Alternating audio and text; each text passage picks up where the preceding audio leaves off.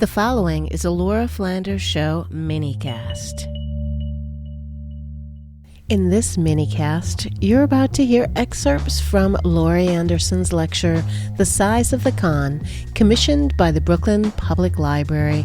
The event took place on a cold, late Sunday night.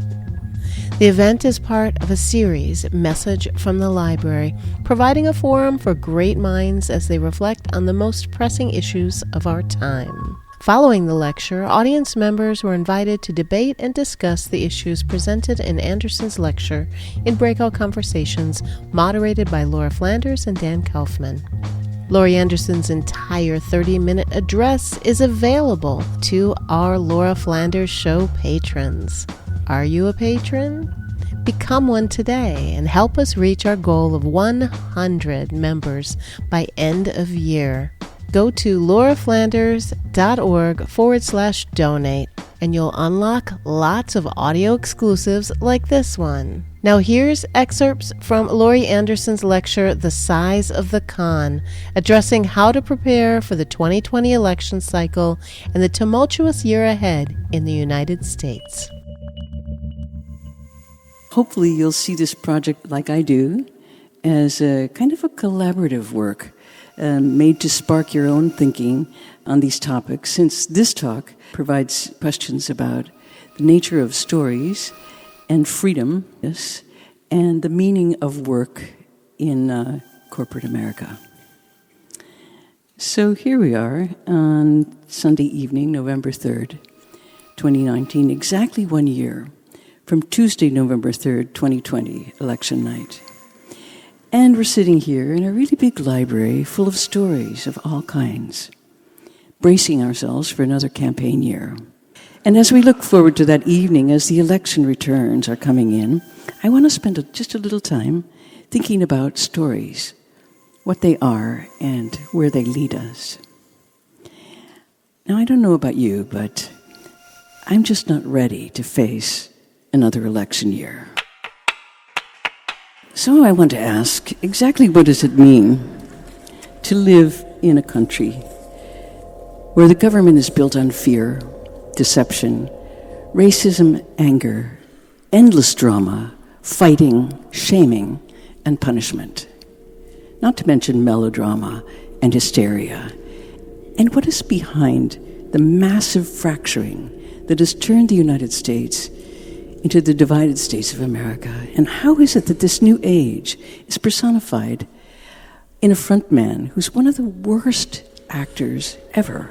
Wooden and stilted, a businessman in a baseball cap, a king demanding loyalty over integrity. Someone so skilled in media that you realize that this whole show has very little to do with politics. And one way to be able to face another year of this is to see what it is and how it works. Because although you may think this is politics, it is definitely not. And what I'm hoping to do this evening is to look at the way stories are made and how they affect the various ways that groups are formed, and also how radically changing definitions of freedom have altered the dynamics of our country. Americans have also had lots of training in how to be a good audience, absorbing mass media that through the years has given them comforting wise uncles like Walter Cronkite and an extended family of media friends that reinforces their opinions, fears, prejudices, and keeps them watching and interacting with the people they agree with. Understanding that targeted media has hypnotized people on both sides of the argument makes it easier to understand how polarization can happen. But the results of living in the dream world of media entertainment news are still just as disastrous. Parents, Greenland is still melting and the Amazon is still burning. Parents are still forced to accept that their children have to do active shooter drills in their schools. The government is simultaneously paralyzed and in chaos. And most of the biggest stories don't even make the news. You're part of a political group. What do you do these days? You can email your congressperson. Would that be effective? You can enter discussions and debates online or strike with Greta Thunberg. You can march. Now, I myself don't go to that many marches anymore. When I do, I don't really believe they'll change things that much. But marches are good group therapy, and I really need group therapy. Now, as an artist, I occasionally get to work in groups, but often I work as a loner, and I feel lucky. As an artist, my work is somewhat clear-cut. I make structures, designs, and imagine utopias. Dream about what could or should be. But what are the utopias now? How do these imaginary worlds relate to our world? This is what I get to think about. And once in a while, like tonight, I get to be part of a group. And we're a group looking at various groups, and since we're in a library, we're now going to look at 4 books about groups and work. Wonder at the size of the con. It's a punchline, a song lyric, a phrase that sums it up. But who's con? What does this really mean? And when something dawns on you, sometimes you just have to stop for a moment.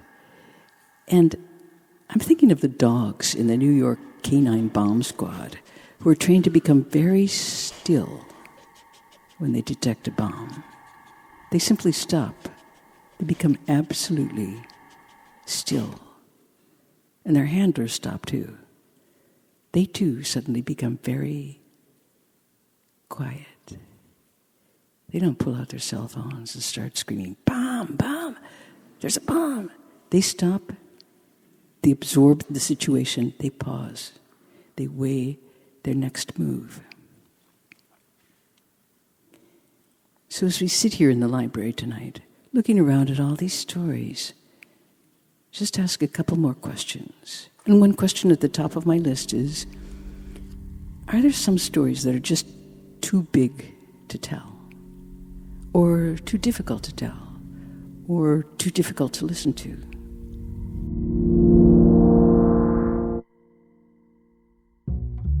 You were just listening to excerpts from Laurie Anderson presenting her lecture, The Size of the Con, at the Brooklyn Public Library. The series is commissioned by the library and is titled Message from the Library, providing a forum for great minds as they reflect on the most pressing issues of our time. Laurie Anderson's entire 30-minute lecture is available to patrons of The Laura Flanders Show.